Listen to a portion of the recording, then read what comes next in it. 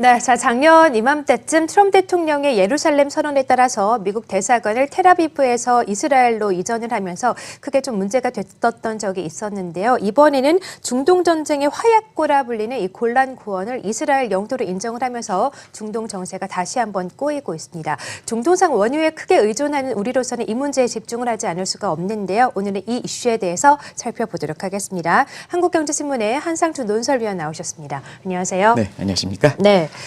자, 최근에 트럼프 대통령의 중동 정책에 잇따른 실패로 유가가 급속하게 좀 치솟고 있습니다. 오늘도 2%가 넘게 올랐는데 일단 그 상황부터 좀 알려주시죠. 네. 네. 유가 문제가 다시 이렇게 등장하고 맞습니다. 있어요. 그래서 우리 이 앵커가 좀 이렇게 휴가 가실 때 이 문제도 한번 짚어드린 적이 있는데요.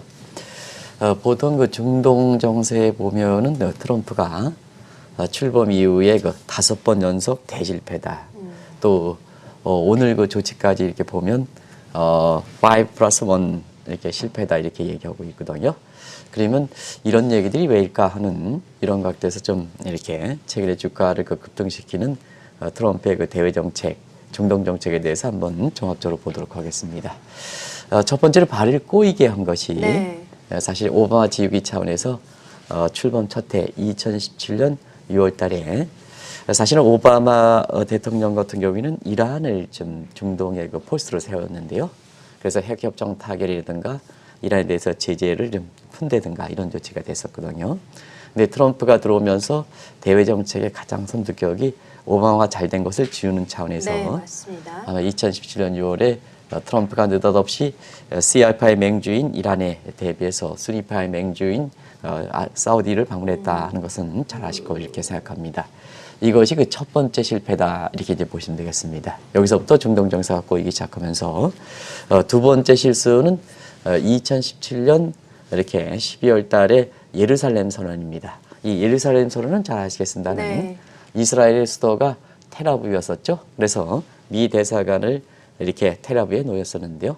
느닷없이 이렇게 트럼프 대통령이 미 대사관을 예루살렘으로 해서 그것이 그 2017년 12월 달에 선언한 이후에 5개월 후에 작년 5월 달에 결국 미 대사관을 예루살렘으로 옮겼죠. 이것이 두 번째 대실패다 이렇게 보시면 되겠고요. 세 번째 실패는 작년 11월 달 11월 4일 정확하게 아마 시청자분도 기억하실 겁니다. 이때서부터 유가 $100 얘기가 나왔던 거거든요. 그래서 이란에 대해서 경제 제재 조치를 오바마 정부 때 이렇게 풀었습니다는 다시 재강화하면서 종전보다 더 강도 있게 이란을 국제 그 원유 시장에서 밀수주까지 이렇게 판매를 이렇게 단절시키는 이런 강력한 제재 조치가 나왔죠. 이것이 세 번째 실패다 이렇게 보여졌습니다. 그리고 작년 12월 달에는 여기 이제 나오고 있는 오페크 플러스 회의에서 그동안 사우디에 이렇게 중동의 안테나식으로 이렇게 트럼프가 이렇게 발령해 왔다가 이 대선 중간 선거가 끝나고 난 이후에 이렇게 본인의 연임을 생각하다 보니까 이 오페크 플러스 회담에서 감산을 주도했던 사우디에 대해서 더 이상 가져가기 어렵다 하는 이런 차원에서 사우디가 결별했죠. 그래서 사우디가 감산을 이렇게 하기 위해서 비오페크 과정에서 러시아 이렇게 손을 붓는 이런 쪽에서 중동의 러시아의 그 개인 문제가 이렇게 나오는 그 상태이거든요. 이것이 네 번째 대실패다 이렇게 보겠습니다. 그리고 다섯 번째 대실패는 지난달에 트럼프 대통령이 골란고원을 이스라엘령으로 영토로 인정하는 자치. 이 문제에 대해서는 거기에 이제 성지순례라든가 뭔가 이렇게 많이 갔다 오신 분은 골란고원이 이스라엘령이지 않느냐 이렇게 많이들 알고 있습니다는 잠시 후에 제가 국제법을 이용해서 이렇게 왜 트럼프 대통령이 이스라엘의 영토를 인정했을까 하는 이 조치에 대해서 좀 잠시 말씀드리겠습니다. 그리고 사실상 5+1이다 해서 지난 그 이렇게 밤에 조치가 나왔는데요. 리비아가 지금 내전을 아주 치다는 상태에서 미국이 그 불간섭 원칙을 취한 것 이것이 경우에 따라서는 중동의 그 자유의 중동의 보험을 굉장히 깨뜨릴 것이다. 이렇게 그래서 이런 것까지 포함하면 5+1. 네, 나중에 조치에 대해서는 이후에 미국의 그 여지가 있기 때문에 지금 상태에서 실패를 본 대목 같은 경우에는 5번 조치 대실패다 해서 지금 유가가 이렇게 중동 정세가 꼬이면서 올라가는 배경이다 이렇게 보게 됐습니다. 네, 그렇군요. 자, 이렇게 트럼프 대통령의 거듭된 실수에도 불구하고 계속해서 이렇게 좀 중동 정세에 파격적인 조치를 취하는 이유 어디에 있을까요? 이 문제에 대해서는 미국의 국익을 위한 조치냐 아니면 트럼프의 개인을 위한 조치냐 네, 이걸 궁금하네요. 보면 네. 사실 미국 내에서도 결국 그 중동 정책에 대해서 트럼프 대통령이 국익을 대변한다면 미국 국민들이 박수를 치기 때문에 힘을 얻겠습니다는 그렇죠. 네. 사적인 목적으로 한다면 결국 미국 내에서 분위기가 악화된다는 얘기거든요. 그런 각도에서 한번 보겠습니다. 처음부터 이렇게 5차례에 걸쳐 대실패를 시청자한테 간단히 정리해 드리는 것은 결국 첫 번째, 두 번째 실패 이렇게 하는 대목에 있어서는 오바마 지우기 차원이다. 오바마 지우기는 뭐냐? 시청자 여러분 다 아시겠지만은 이렇게 스트롱맨 입장에서는 전직 대통령이 잘하면 본인이 죽게 되거든요. 그러니까 전직 대통령이 잘못했다 해서 본인이 부각시키는 이게 스트롱맨들의 본인의 이미지를 구축하기 위해서 또 본인들이 그 단점을 많이 갖고 있는 상태에서 전형적인 수법이다 이렇게 보이겠습니다. 그런 각도에서 미국 내에서는 오바마 헬스케어 문제라든가 그다음에 단일금융법에 해당하는 도드 프랭크법이라든가 이런 걸 죽이기에 나섰었고요. 대외적으로 보면은 이렇게 오바마 정부 때 가장 잘된 정책이라 하는 중동의 이란의 핵협정 이렇게 합의 이후에 경제 유치를 풀어서 중동 정세 평화를 가져왔던 이 정책이다 이렇게 보시면 되겠는데요. 이것이 초기 단계에서는 사실 시아파의 명진 이란에서 수니파의 맹주고 또 급진 수니파는 IS의 테러 문제, 참수 문제 때문에 세계 공포를 경악시켰던 이런 그 수니파의 그 맹주인 사이드로 이렇게 돌아가는 상태가 전형적으로 중동 정세를 꺾기 한 상태에서 트럼프가 오바마 지우기 차원에서 나왔던 조치다 이렇게 보게 됐습니다. 네. 최근에 있어서는 어떠냐 하면 중간 선거 이후에 중간 선거에 그 공화당이 이렇게 실패를 봄에 따라서 트럼프 대통령이 2020년 연임을 위해서 보다 강도 있게 뭐든지 대외 정책이든 대내 정책이든 특히 대외 정책 여지가 있는 대외 정책에 굉장히 강도 있게 나가는 모습인데요. 사실상 그렇습니다. 2020년 대선을 위해서는 미국은 뭐냐 전형적으로 프로토크라시 금권 정치거든요.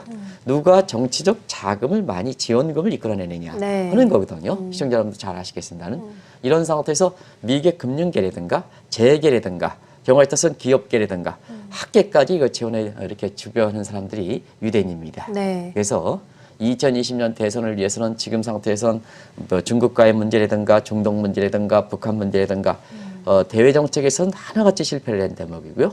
그 다음에 미국 내에서도 지금 각종 갈등을 이렇게 제압시키는 거기 때문에 결과적으로 보면 트럼프가 갖고 있는 문제는 돈 문제, 그 다음에 경기 문제, 증시 문제 이런 쪽으로 갈 수밖에 없는 상황이거든요. 네. 그래서 정치 자금을 많이 이끌기 위해서는 유대인 끌어안게 간다. 그러면 유대인들은 사실 중동의 문제에 대해서 어떤 쪽에 생각을 하고 있을까 하는 측면에서 보면 유대인들은 예루살렘을 성지처럼 생각합니다. 그렇죠. 네. 그리고 골란고는 일종의 예루살렘과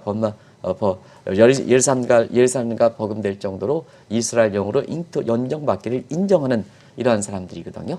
그러다 보니까 그분들을 이렇게 유대인들을 끌어안기 위해서는 트럼프가 굉장히 강하게 이렇게 정책을 이렇게 피면서 결과적으로 예루살렘을 텔아비브에서 미 대사관을 예루살렘을 옮겼고 이번에 그 골란 이렇게 고원을 사실상 이스라엘령으로 인정한 이런 조치가 나왔다 이렇게 이제 보시면 되겠습니다. 네. 그리고 다른 한편에서는 골치 아픈 문제, 리비아 문제에 대해서는 사실상 그쪽 지역에서 활동하는 리비아에서 활동하는 사람들 그 중에서 상당 부분은 유대인과 그다음에 금융인이 많거든요.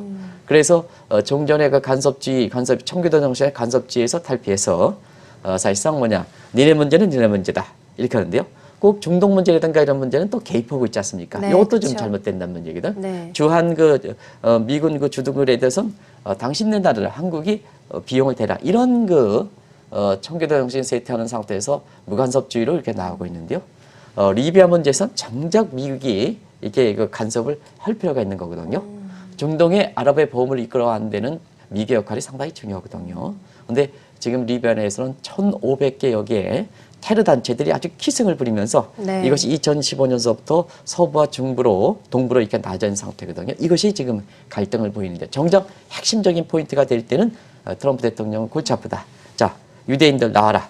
그 금융에 활동하는 사람 나와라. 전부 나와라 다 보니까 결과적으로 중동의 정세들이 이렇게 보이는 배경이다 이렇게 보겠습니다. 네, 그렇군요. 자, 그러면 이번에 이스라엘 영토로 좀 인정이 된 골란고원이 어떤 지역인지 좀 알려주시죠. 근데 골란고원은 많은 분들이 이스라엘 영토를 이렇게 알고 있으신 분이 상당히 많을 겁니다. 네. 근데 원래는 이것이 그 이스라엘의 영토다 하는 것은 잘 예. 아실 거로 이렇게 생각합니다.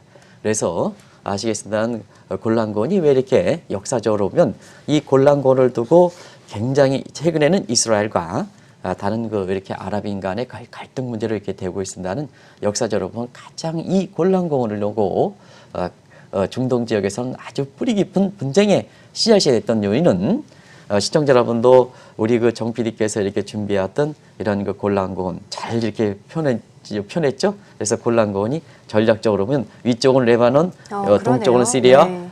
그다음에 서쪽은 이스라엘, 네. 밑에는 서요르단 이렇게 해서 전략적으로 요충이다. 이쪽에 이렇게 이쪽을 점령함에 따라서 이 중동이라든가 경우에 따라서는 북부 아프리카까지 굉장히 그 새 확장을 할 수 있는 가장 요충지에 해당되거든요. 네. 이렇기 때문에 전략적 요충이기 때문에 이것을 누가 뺐느냐, 뺏기느냐에 따라서 사실상 중동의 판대가 많이 좌우됐다 이렇게 보겠습니다. 그렇다 보면 시청자 여러분도 지금까지 이렇게 이 골란고원이 이렇게 이스라엘령이지 않느냐 하는데요. 사실상 유엔에 분리해서 보면 무력에 의해서 침공한 것은 침공해서 이스라엘 영토가 되는 것은 이스라엘 영토가 아니다 이렇게 규정하고 있거든요. 그래서 유엔은 그 불법 점령지로서 규정해놓은 이러한 그 골란고원을 이스라엘령으로 인정하지 않는 상태거든요. 유엔이 이렇게 제3자 입장이 아니겠습니까? 네. 이것이 뭐냐? 본래 그 영토의 점령지인 시리아도 이렇게 자기 영토를 주장할 수 없었던 상황이고, 그 다음에 이스라엘도 영토를 이렇게 점령했어도 합법적으로 이렇게 자기 영토를 주장하지 못했던 이런 시간이거든요. 근데 이때 트럼프 대통령이 느닷없이 그것도 지난번에 셧다운과 마찬가지 혼자 결정했답니다. 혼자서 이렇게 결정해서 역사 공부를 조금 하고요. 트럼프 대통령이 아이고 이렇게 역사 공부를 조금 했다는데요. 본인 자신의 그 깊은 역사를 갖고 있는 이러한 이렇게 골란고원을 이렇게 자기 자신의 유대인 끌어안기 차원에서 사실 그건 이스라엘을 영토로 네. 인정했던 사이거든요. 그러다 보니까 뭐냐? 유엔에 분리해서 불법적으로 점유한 일개에 대해서 사실 영토를 인정하지 않은 상태에서 네. 트럼프 그것도 미국 내 합법적으로 국민의 합의 정신을 본인 혼자서 결정했던 상황에 대해서 지금 뭐냐 리베라든가 이런 데서 전부 반발을 일으키는 것은 중동 국가 모든 국가들이 트럼프의 조치에 대해서 전부 이스라엘을 제외해서 전부 그 반대하는 입장이거든요. 네. 그다음에 EU도 반대라고요. 전통적 동맹국. 특히 독일과 프랑스가 아주 굉장히 반대하는 입장이고요. 러시아가 뭐냐 반대하는 입장이죠. 그래서 가장 미온적 입장을 보이는 것이 공교롭게도 중국이다 이렇게 보이겠습니다. 이행국께서는 왜 중국이 이렇게 미온적 입장을 보이는지 제3자 입장을 이렇게 보이는지 잘 아시겠죠? 그래서 중요한 네. 그 미중 간의 무역 협상이 있기 때문에 그쵸? 네. 지금 정적으로 가장 나서야 될 중국이 지금 이게 국제관계다 이렇게 보이겠습니다. 결과적으로 보면 지금 중동 지역에서 사실 골란고원 사태를 비롯해서 지금까지 중동 전쟁이 골란 지역의 핵심이었었는데요. 지금까지 4차에 걸쳐서 중동 정책이 있었거든요.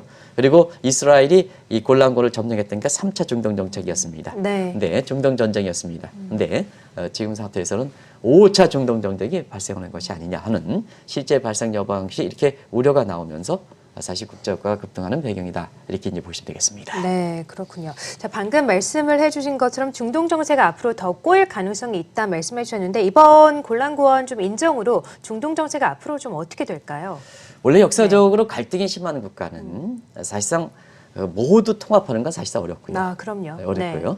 그러다 보니까 서로가 기량 세력에 의해서 세력이 비슷한 국가들이 거의 힘의 균형, 밸런스를 유지하면 굉장히 평화를 찾아옵니다. 네. 그런 측면에서 오바마 정부 시절에는 그런 시절이었다는 게 아닐까 생각합니다. 그래서 중동 지역에 보면 종교라든가 민족 간에 보면 크게 사우디 벨트라든가 그다음에 초승달 벨트가 있죠.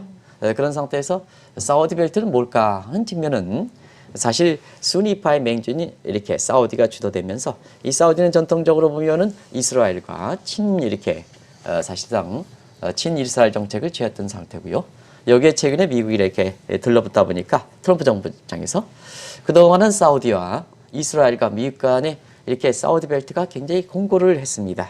근데 작년 12월 달에 사우디가 감산 조치하고 이것이 중간 선거가 실패했던 트럼프 입장에서는 2020년에 저희과이지 미국의 대선에서 승리할 수가 있는데 네. 사우디가 느닷없이 러시아와 들러붙어서 감산 조치를 하다 보니까 결국 트럼프 입장에서 아주 이 사우디가 이렇게 중동의 안테나에서 가져갈 수 없었던 이런 그쵸? 계기거든요. 네. 그러다 보니까 이번 조치를 계기로 해서 사실 사우디 벨트에 이렇게 균열을 보이고 있다는 게 됐습니다. 사우디가 러시아로 붙고 그다음에 이스라엘과 미국이 같이 들러붙은 그래서 이렇게 사우디 벨트의 균열을 보는 상태고요.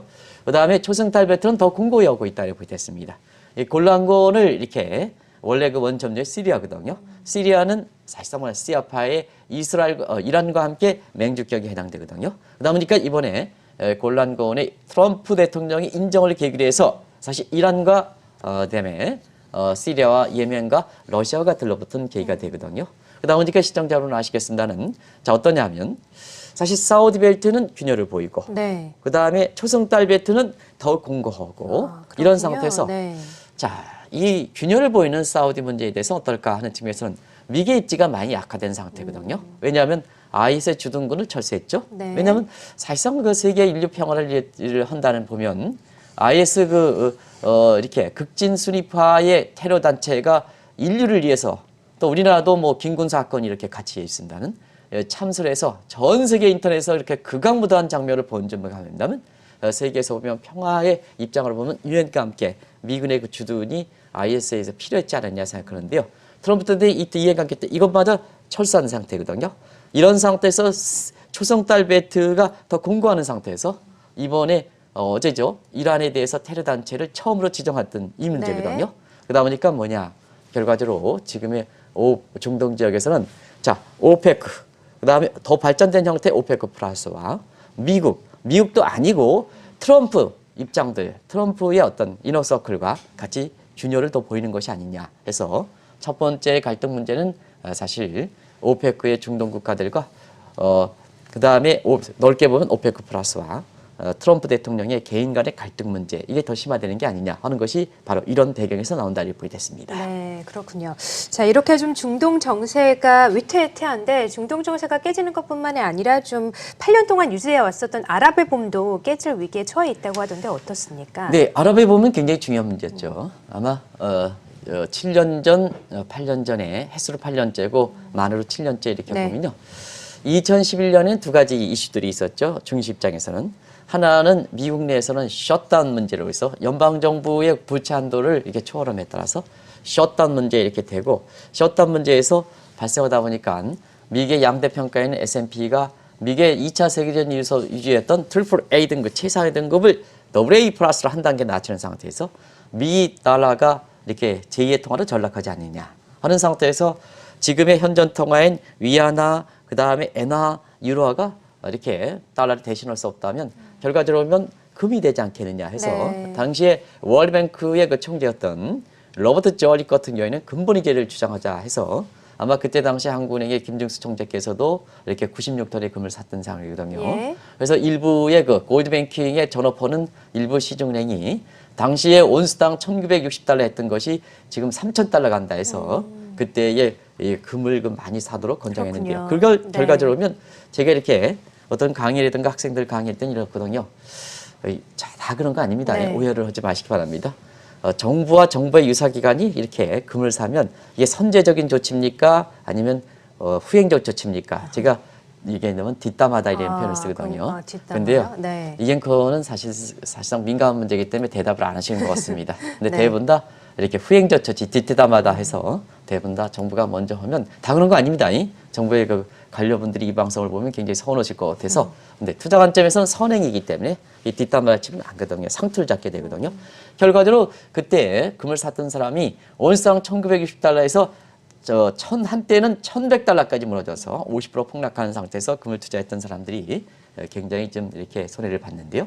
지금 비슷하지 않습니까? 한편으로는 금이에 대해서 이렇게 열풍을 부리는 게 대조진을 보이고 있고 한편에서는 미국에서 좀 셧다운 문제가 아직 완전히 정리되지 않지 않고 있습니까? 그런 각도에서 사실 지금이 2011년 그때 미국 내에서는 그런 분위기가 있었고요. 대외적으로 보면 중동의 붐이 있었던 배경이죠. 근데 이 중동의 붐이라는 것은 아시겠지만 한 시민이 아주 이렇게 가다피의 그 조치에 대해서 분노의 눈을 타면서 이것이 강화문 촛불 광장과 마찬가지로 그때 비슷하면 되겠습니다. 그래서 한국의 강화문의 촛불 이렇게 문제도 그때의 중동의 아랍의 사태와 비슷하게 이렇게 보는 시각이 있고, 그다음에 월가의 자본주의에서 자본주의 거래소를 다 파괴시키자는 게 월가의 이렇게 해서 이런 자본주의 파괴다 이렇게 해서 나왔던 조치거든요. 그때의 중동을 40년 이상 지배했던 리비아의 가다피가 이렇게 장기 집권자가 축출하는 상태에서 또 하나의 장기 집권자에 해당되는 이집트의 무라바크가 쫓겨냈죠. 그리고 예멘과 시리아의 자기 집권도 전부청에서 중동의 자유범을 왔던 상황이다 이렇게 보시면 되겠습니다. 그런데 사실상 그 이후에 이렇게 리비아라든가 이런 이집트라든가 이런 것까지 자유범은 왔지만 진정으로 자유범은 오지 않았던 상태거든요. 근데 문제는 이렇게 장기 집권자들이 이렇게 쇠퇴하는 상태에서 국제유가가 2014년까지 100달러에서 그해 2016년 2월 달에 26달러까지 폭락해서 결과적으로 유가가 이렇게 떨어졌던 안정을 했던 배경이거든요. 근데 최근에 왜 국제유가가 올라가는 문제가 이 문제가 됐냐면 지금 이 중동 정책에 악수를 두다 보니까 리비아 등의 내전이 이렇게 폭발하는 상태거든요. 이게 52주 과정 그래서 해서 지금 42달러에서 올라가는 모습 보였습니다는 자막을 한번 이렇게 보여주시기 어제 이후에 나천 조치니까 자막을 한번 이 그림과 달리 보여주시기 바랍니다. 그래서 리비아 같은 경우는 서부의 정부 통합권 이렇게 한 3분의 1을 차지하고 있습니다. 동부는 국민연합권 요건 이제 3분의 2의 영토를 대하고 이 트리폴리 공항 아마 시청자 여러분도 우리나라의 신동아건설 동아건설에서 리비아의 대수로 공사할 때 거기에 그 접견지로서 트리폴리 공항을 잘 아실 거로 이렇게 봅니다. 그리고 리비아 관련된 각종 이렇게 영화 이렇게 보면 트리폴리 공항 여길 지배하느냐 안 지배하느냐 하는 것이 굉장히 원화 관련된 수출의 전략적 요청이기 때문에 이것 정리하느냐 안 정리하느냐 굉장히 중요한데 이번에 반군에 해당되는 동부의 국민연합군이 국민군이 이렇게 지배했던 상태거든요. 근데 문제는 이게 리비아 사태만 끝나는 게 아니라 왜 중동 정세를 더하는 정세로 보냐 하면 통합군은 사실상 그렇습니다. 이게 이슬람계거든요. 근데 이슬람계는 지금 터키와 지원을 받는 상태고요.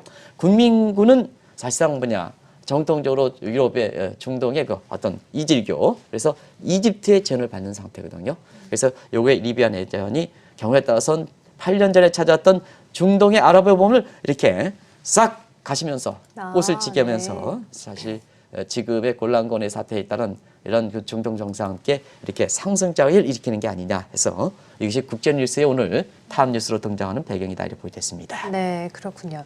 자, 일부에서는 이번 곤란권 조치가 이제 트럼프 대통령의 연임의 좀 자충수가 될 수 있다 이런 분석도 함께 있던데 좀 어떻게 생각을 하세요? 네, 결과적으로 보면은 지금까지 이스라엘에 대해서 이렇게 조치, 중동에서 나왔던 조치는 결과적으로 2020년 연임을 목적으로 한 거지 않습니까? 근데 한편에서는 유대인을 끌어안고 미국 내 돈을 쥐고 있는 유대인을 끌어안고 다른 한편에 있어서는 사실 오바마 지우기 이런 차원에서 오바마 지우기의 일환과 저유가 미국의 개솔린 문화에서 보면 저유가를 현체인데요. 요 유대인을 끌어안는 정책과 저유가 정책이 서로 상충관계를 일으켰다는 얘기입니다. 이걸 조합하지 못했다는 생각입니다. 결과적으로 보면 너무 욕심이 많은 사람들은 이 종합적으로 이렇게 보는 시각들이 좀 상당히 좀 이렇게 균형적인 시각이 많이 이렇게 되거든요. 그래서 내가 당장 급하니까 이게 도움된다 하니까 다른 정책과 그동안 자기가 말했던 정책과 이렇게 균형감을 생각하지 않고 그냥 덜썩덜썩 하는 것. 이 곤란공원도 자기가 혼자서 결정한다는 거 아니겠습니까? 유대인 끌어안다 보니까 결과적으로 상충관계가 이런 상태에서 트럼프가 자충수가 될 것이다. 이렇게 이제 될 거로 이렇게 보이는데요. 왜 그러냐면 한번 보겠습니다.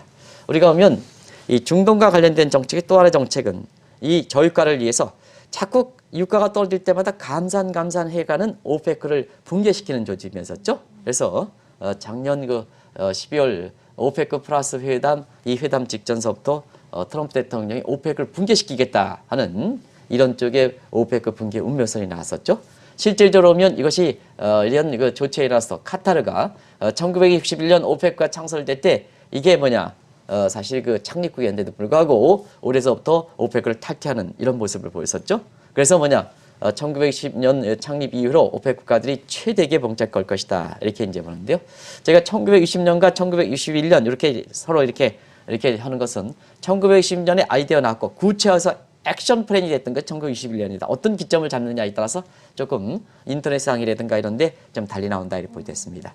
그리고 여기서 생산 카르텔로 해서 일부 오페크의 창립을 1977년에 하는 것은 사실 생산 카르텔로 이해관계를 공당이 더먹여서 이해관계를 했던 것이 1974년이기 때문에 이때 또 기점을 하는 지각도 있습니다. 그래서 다 나름대로 옳은 견해들이다 이렇게 보시면 되겠는데요.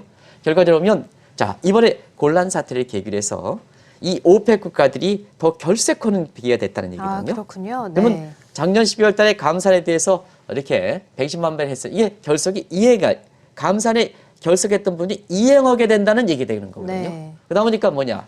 자, 대선을 생각해서 유대인을 끌어가기 위해서 사실상 뭐냐. 근권 정치 차원에서 이렇게 유대인을 끌어가는 정책이 예루살렘 미대사관 악수, 그 혼란고온 그 이스라엘 점령 악수 이런 이제 유가를 촉발시키다 보니까 결과적으로 보면 트럼프 입장에선 자 그러면 유대인을 끌어안는 것이 좋을까?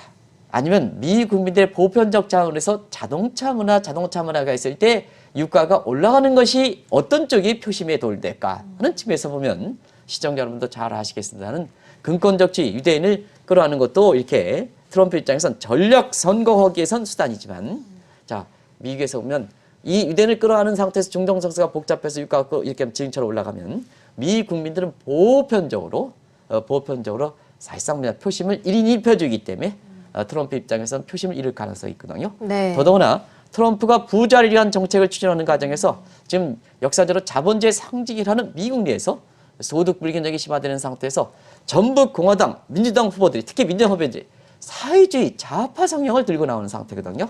그런 상태에서 이 유대인을 끌어안는 게 사실 좌파 성향을 더 강하게 사회주의 정신에 대해서 미 국민들이 더 이렇게 끌어안게 되는 배경이 되고 그다음에 두 번째는 이 유가가 이렇게 올라가면 결국 상대적 빈곤감이 더 심해지겠다. 그런 상태에서는 트럼프 입장에서 2020년에 경우에 따라서는 유대인을 끌어왔던 정책이 자충수가 되지 않느냐 이런 시각이 나올 거로 이렇게 보고 있습니다. 네, 그렇군요. 자, 그러면 오펙이 다시 결속을 하게 된다면 트럼프 대통령이 추구하는 노펙 간의 갈등이 좀 더 심화될 것 같은데요. 근데 이 문제는 이제 한국경제TV를 통해서 오펙, 노펙 얘기를 네, 하다가 한번 짚어주셨죠. 시청자분께서 이 노펙을 잘못 얘기한 게 아니냐 해서 제가 이제 그 문제가 있어 오펙과 노펙 간의 갈등 문제에서 노펙의 용어를 아마 처음으로 소개해드렸을 겁니다. 네. 그래서 오펙은 생산 카르텔이고 그다음에 노펙은 이 생산 카르텔을 붕괴시키기 위해서 작년에 트럼프가 오펙의 붕괴 음모설에 나왔던 미국 내 정책이다 이렇게 됐습니다. 그런 각도에서 사실 노펙은 뭘까 하는 No Oil Producing and Exporting 카르텔을 붕괴시킨다는 얘기죠. 네, 그쵸. 그래서 이게 영어 이니셜을 따서 노펙 공교롭게도 그렇게 돼 있더라고요. 그러다 보니까 시청자 여러분한테 오해를 불러일으키게 오펙과 노펙 간의 이 갈등 문제다 이렇게 됐습니다. 결과적으로는 지금 상태에서 앞서 말씀같이 지금은 유가가 올라가면 미 국민들의 표심을 더 이렇게 떨어질 가능성이 있기 때문에 오펙가 곤란건 사태에서 결속되면 노펙을 더 결속을 강화해서 오펙과 정면으로 배분되지 않겠냐, 네. 대립되지 않겠냐 해서 또 하나의 이렇게 중동 지역과 관련돼서 이 전쟁을 치를 것이다 하는 것이 사실상 앞서 말씀드린 같이 5차 중동 정제에 대한 우려, 그 다음에 트럼프와 사실 이렇게 중동 국가의 갈등 문제, 그리고 선거 전략 입장에서 오펙과 노펙 간의 갈등 문제 이런 쪽으로 이렇게 나오는 거거든요. 어쨌든 상당 부분 이 중동 정책의 트럼프의 개인적인 다수에 걸쳐 대실패를 계기로 해서 지금 꼴대를 꼬이는 상황이다 이렇게 됐습니다. 네, 그렇군요. 자, 이렇게 트럼프발 중동 정세 불안 때문에 국제유가 움직임이 좀 심상치 않습니다. 일각에서는 100달러까지 갈 것이다 이런 분석도 함께 있더라고요. 네, 유가가 네. 이렇게 올라가면 작년에 11월 4일 이란의 그 제재 조치에서 나왔던 네. 100달러 이게 급등설이 계속해서 고개를 쓰지 않는 얘기거든요. 그러네요. 그래서 중동 정세가 이렇게 꼴 때마다 자꾸 100달러 그쵸? 얘기하는데요. 네. 사실 올해 같은 경우는 이렇게 중동 정세라든가 그다음에 마두라 사태, 베네르 사태의 변수가 있긴 하지만 세계적으로 보면 경제적 측면에서 주요 측간, 대부분의 측간들이 유가가 이렇게 올라가지는 않을 거로 이렇게 봤거든요. 네, 맞습니다. 왜 그러냐면 네. 세계 경기가 10년 만에 둔화설 종료된다 하는 그쵸. 점. 그래서 세계 경기의 둔화에 따른 원유 수요가 그렇게 늘어나지 않을 것이다 하는 측면. 두 번째는 세계 최대 원유 수요국인 중국이 경제가 좀 둔화될 것이다 하는 시각. 이런 쪽 때문에 사실 유가가 이렇게 올라갈 거는 예측하기는 하나도 없었거든요.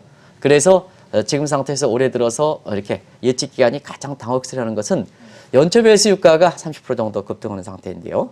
지금 상태에서 사실 예측 기관들이 가장 이렇게 주목하고 있다 이렇게 보겠습니다.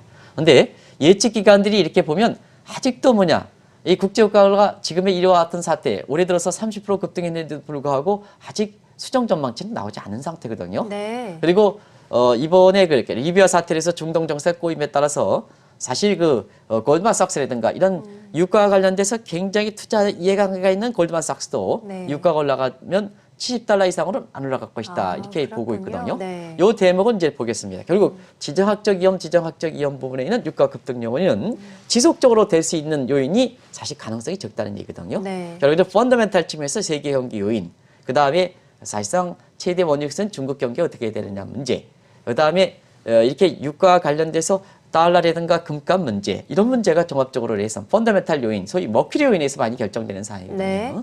그런 측면에서 유가가 이렇게 급등하긴 하지만 맞습니다. 예측 기관들은 아직까지 유가의 올해 전망치를 상향 조정하는 문제에 신중한 입장을 그래요? 보이는 것. 네. 이런 측면에서는 투자 입장에서는 많은 측면에서 이렇게 시사점을 던져주지 않겠냐 생각하고요.